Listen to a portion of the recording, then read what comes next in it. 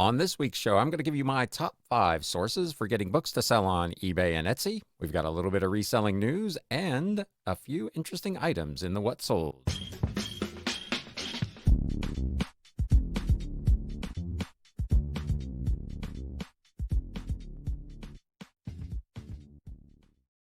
What is up, Galaxians? Welcome to episode number 201 of the Galaxy CDs, Rocks, and Flips Reseller Talk podcast. My name is Ryan, and I will be your host. The back half of the show, we've got just a couple of articles in the news for this week. Not a whole bunch going on. Speaking of not a whole bunch going on, we don't have a whole lot of things in the What Sold segment either, but that's all in the back half of the show. We're going to start off this week doing something I have not done on this show in quite some time. We're going to answer a question.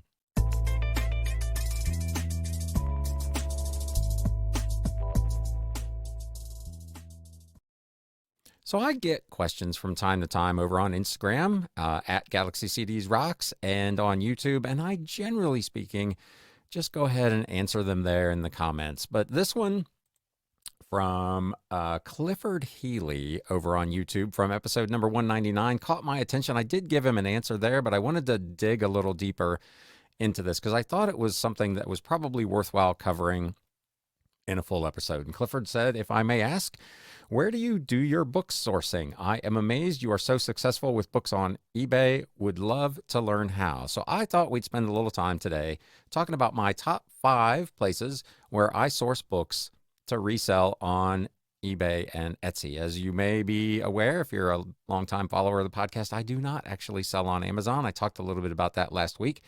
Sourcing would probably be similar.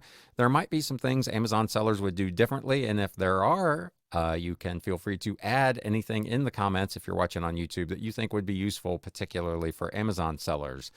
But with all that having been said, let's get right into this. Item number 5, online, Craigslist and Facebook Marketplace. Craigslist is one that's probably widely overlooked today. I don't think a lot of people go there for much of anything these days, unfortunately. I get a few bites. I actually am advertising a vehicle on there right now, and I've had a couple of people reach out to me, so it is still a useful site, but I have made some really good scores on those sites. In one case, an ad I responded to that was initially for a lot of 20 boxes of books ultimately led to my purchase of over 15,000 books. And I have had several instances where responding to an ad on Craigslist or Facebook has resulted in a significant purchase.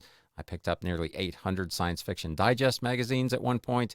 I've picked up some other big lots of science fiction books and other books. So don't overlook Craigslist in particular and Facebook Marketplace. They can be hit or miss. There's some stuff out there that's just not worth messing with. It's like anything else. It's not a gold mine every time, but it only takes a couple of hits a year to be worth the couple of times a month that you spend a few minutes going through those sites. So don't hesitate to look online. There may be some gold in there. So Craigslist and Facebook Marketplace, if you can think of any others that might be helpful, again, you can leave them in the comments down below. Source number 4 for me, thrift stores. When I first got started, thrift stores were fantastic for me. They're a great place, actually, to begin. You can get an idea of what kind of books are available and see a wide variety of different conditions. And you can make some pretty good scores at pretty low prices. I have picked up books worth hundreds of dollars on occasion at thrift stores. They're a great place to go and get started. Particularly, I have found those that are affiliated with a church or that are religion-based. Number one, they don't mark things up as extensively as some of the other thrift stores are becoming more and more notorious for, like Goodwill, for instance. And you can find a lot of really old, interesting, vintage and antique religious books and Bibles at church-affiliated thrift stores. So don't hesitate to go to those thrift stores there, especially as a beginner. They're a great way to kind of get your feet wet, sampling some books at really low prices to kind of find out what works for you and what doesn't. Resource number 3, the old standby garage sales. Now, they can be pretty hit or miss. A lot of garage sales, they only have a few books, or they're books that don't necessarily have a lot of value. But I find that almost every time I go out, I managed to hit one garage sale that I do really, really well at with books. Last week, I was at the very last sale I went to. I picked up 102 books, I think it ended up being, for $30. A lot of vintage westerns, paperbacks, and so on, stuff like that, and 2 or 3 really expensive books that I'm going to have 30 cents in that will probably sell for something like $80 to $100. So garage sales, again, much like the Craigslist and Facebook Marketplace, not everyone is going to be a winner, but you will find some stuff at garage sales. It takes a little more persistence and a little bit more patience to find the things that you're looking for at garage sales, but they're a great resource for old books. Number 2, this one is probably actually my favorite to go to, and this is library sales. Friends of the library or the actual library themselves, once or twice a year in most communities, will have big sales where they're closing out either items that are no longer in circulation or books that have been donated to the library that they can't or don't want to use. I have picked up tremendous value at library sales. You can go in, there's usually dozens, sometimes hundreds of tables set up. It can be a little hit or miss how well organized they are, but a lot of them I go to are very well organized. They will have religious books in one section and science fiction in another. And if you have a specialty that you really like, you can go straight to that. It is a very, very rare library sale that I walk out of without tubs full of books. I have picked up vintage and antique religious books. I have picked up sets, old sets. I was at a library sale not too long ago where I picked up a large set of late 1800s, early 1900s Charles Dickens books. Library sales are fantastic. So if there's one in your area, be sure to check it out. The downside to the library sales is they just don't happen all that often. If you're in a kind of an in-between area like I am, I'm in Hamilton, Ohio, which is located conveniently just about midway between Cincinnati and Dayton. So between those two big cities, there are regular library sales in addition to the smaller communities around the area. So I get quite a few opportunities to hit these library sales, and I cannot recommend them highly enough. Those are also good just for media sellers in general. Some of them will have record albums. A lot of them will have CDs, Blu-rays, and DVDs. So if you're a media seller of any kind and you're not taking advantage of library sales in your area, I strongly recommend that you be on the lookout for those sales. They can be fantastic. My number 1 source is estate sales. I prefer them to garage sales for the primary reason is you generally have an entire collection available rather than them just having cherry picked out the books that they don't really want or aren't going to read again. You have whatever their entire library was, and some of them can be hugely impressive. As I've mentioned before, have picked up tons of great old books. The other big thing with estate sales is that most sellers are not looking for books. So you can go to a lot of estate sales on the last day when they're really discounting things, and most of the good books are still going to be there. You got to kind of figure out if there are booksellers in your area that are doing the same thing that you're doing. But in a lot of cases, I've walked into a sale on the last day. I was at one last weekend that she had been doing this sale for 3 consecutive weekends. It was the 8th day of this sale, and I still picked up over 24 books that I think will probably bring north of $500 gross sales. So it's a great opportunity to get items that other people are just not looking for. In some cases, even being overlooked by other booksellers. The other thing that you can do, and that I strongly recommend, is that you try to negotiate with and network with these estate sellers, because in a lot of cases at the end of the sale, the last thing they want to be trying to do is mess with 500 or 1,000 or in some cases multiple thousands of books. And if you play your cards right and develop those relationships, you can get yourself into a position where you'll get a call on a Monday morning from an estate seller like I do on a fairly regular basis that says, hey, we've got about 500 books left up here, and if you will haul them away, you can just have them. And that is the best price you will ever get on books. So take the time when you're up at an estate sale. And again, this is stuff that's probably true of anything that you're reselling, But if you can build those relationships, you can get opportunities to get pretty nice scores for cheap or free. And here's a bonus one. And again, it applies probably to anything that you might want to be reselling. Talk to your friends and family. Don't be shy about letting people know what you do. You will be amazed at the stuff that you will get. In a lot of cases, people will just give you things. It seems like every time I go to my parents' house, I get a box of stuff. Anything from electronics to books to vintage books and antiques to CDs. There's all kinds of stuff. And letting your friends and family know about that can give you the first opportunity to get stuff that they want to get rid of that may be of value before they do a garage sale or just throw it out. So don't hesitate to talk to those people and let them know what you do. The other thing that has been incredibly helpful for me is I have several friends that are always on the lookout, knowing that I do this for a living, and they have sent me tips for sales that I may have overlooked or listings on Facebook Marketplace or Craigslist that I may have overlooked, and I have gotten thousands of books from my friends sending me a quick message saying, hey, I don't know if you saw this, but this guy or that person is having a big sale. Network with your friends, network with those estate sellers. It's like any business, networking is super, super important and can lead to terrific opportunities. So I strongly recommend that you let everyone know that you can, what it is you're doing. So hopefully there was some helpful information there. If you did find it helpful, informative, useful, if you're watching on YouTube, please do me a favor and whack that thumbs up button. If you're listening to the podcast and you're not a subscriber or a follower yet, please consider doing that as well. You can also leave reviews on the podcast. I haven't gotten one on Apple Podcasts in quite some time, and I know there are hundreds of you that are listening on Apple Podcasts, according to my stats. So leave me a review over there if you would. Additionally, like I said at the outset, if you are a bookseller and you have other suggestions on places that you like to source for books that you think would be good opportunities, please feel free to leave those in the comments below. So let's get into just a wee bit of reselling news. News updates. As I mentioned, not really a ton going on. eBay's Summer Seller Check-In was last week. I was unable to attend that, so I don't have a recap of that. I looked around on eBay's site and on their community boards, and I really didn't see a recap of it there either, so I don't know really how much was in that thing. I'll continue to watch for that, and if I find anything, I will bring it to you in a future episode. But they did also announce that they are going to be doing eBay Open 2023 is coming. The largest seller event of the year is back.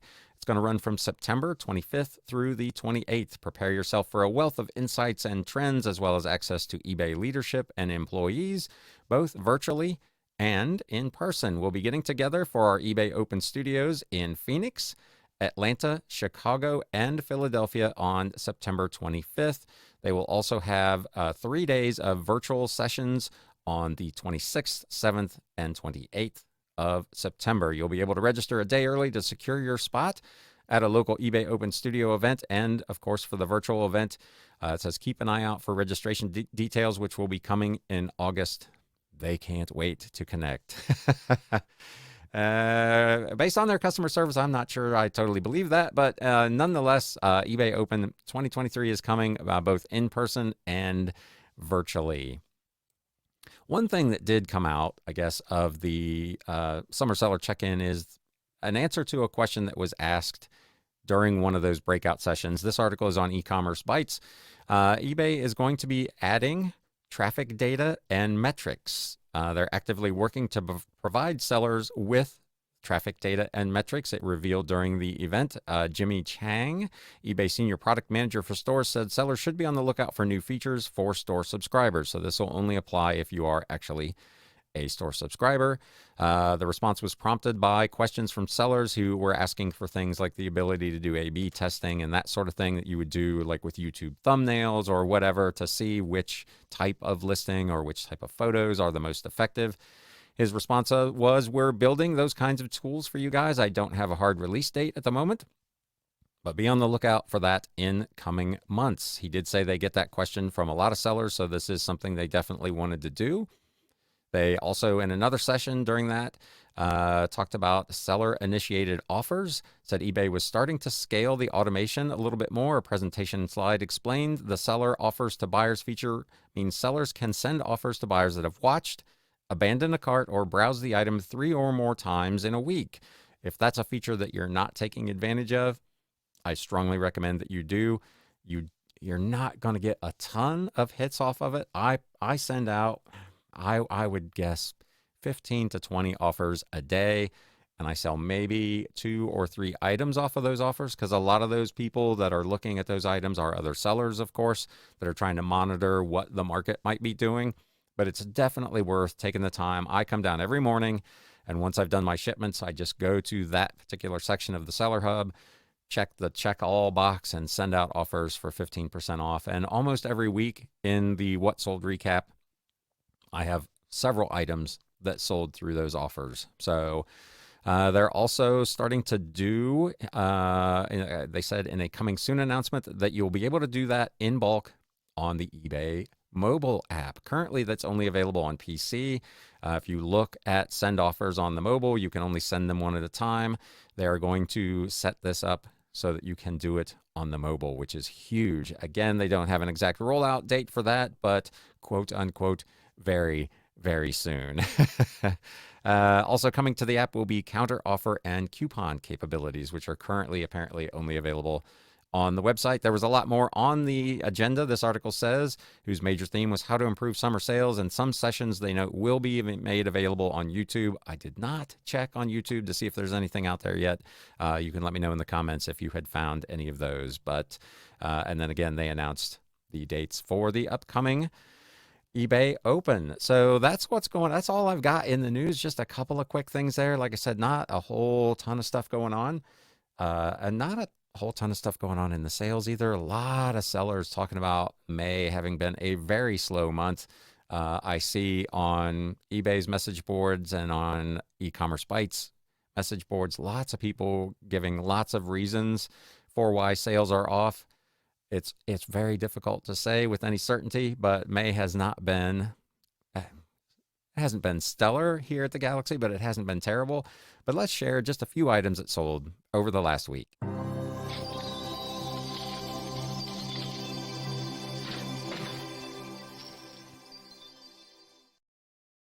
I spoiled it because I wasn't on the right page. So you got a sneak peek there if you were watching on YouTube. So this first item is another one of those books I talked about a couple of weeks ago that I paid $6 a piece for at the first day of an estate sale.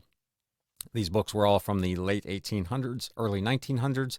This was A History of the Work of Redemption by President Edwards of the American Tract Society. This one was not quite in as good a shape as some of the others. The other ones that I showed you had sold for around $50 a piece.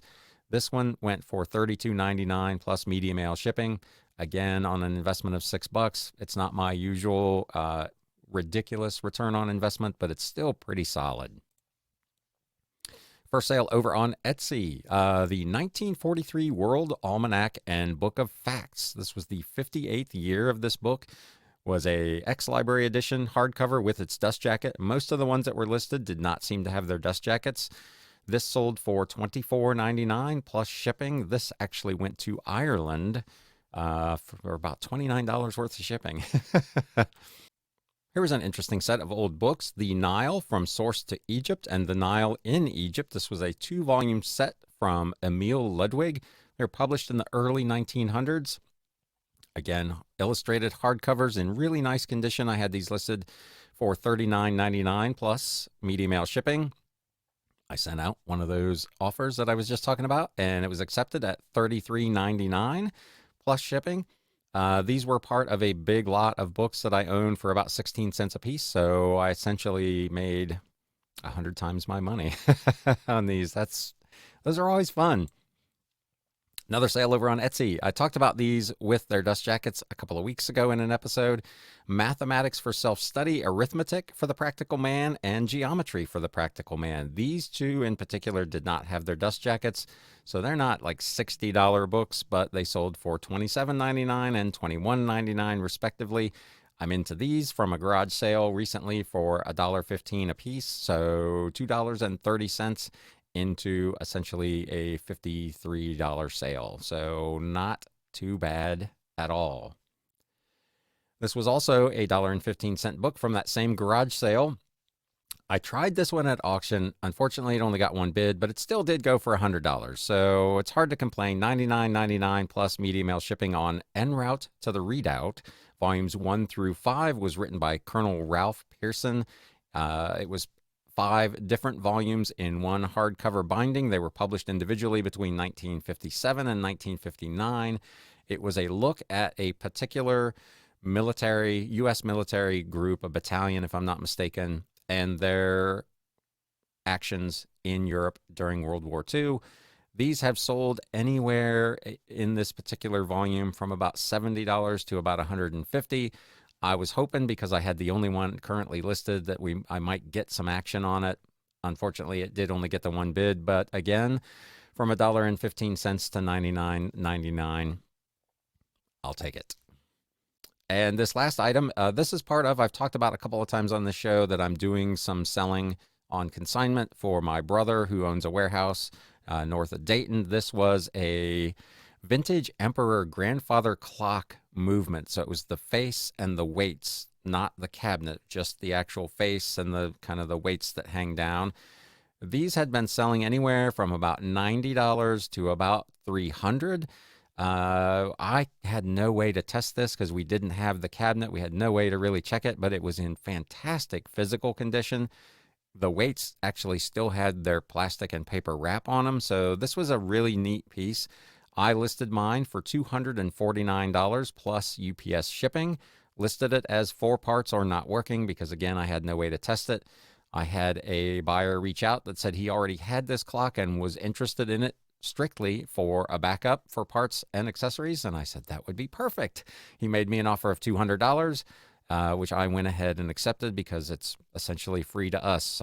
My brother is now claiming 25% of all the profits on these things. So all in, I made about $150 or $160 on this deal. So really interesting piece. It was kind of cool to open this thing up and see this old clock in really fantastic condition.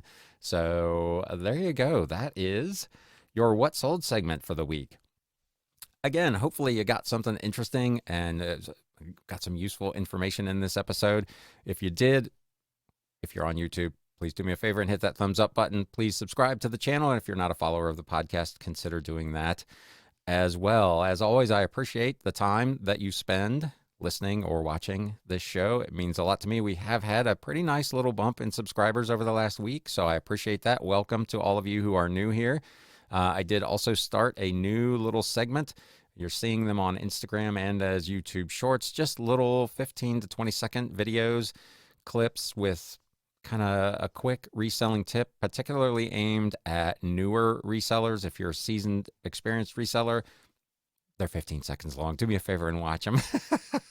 But there might still be some helpful stuff there where you can kind of go back and it's just a refresher for things that sometimes as you get more experienced, you forget the basics. So that's a new series. I'll be publishing one of those every day, probably around 10 o'clock in the morning, so you can be on the lookout for that. I am also trying to get some additional conversations scheduled with other resellers.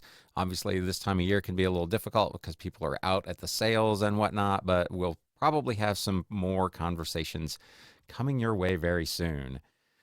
So with all that, again, hopefully you got something out of this. And now it's time to sell. Thanks, guys.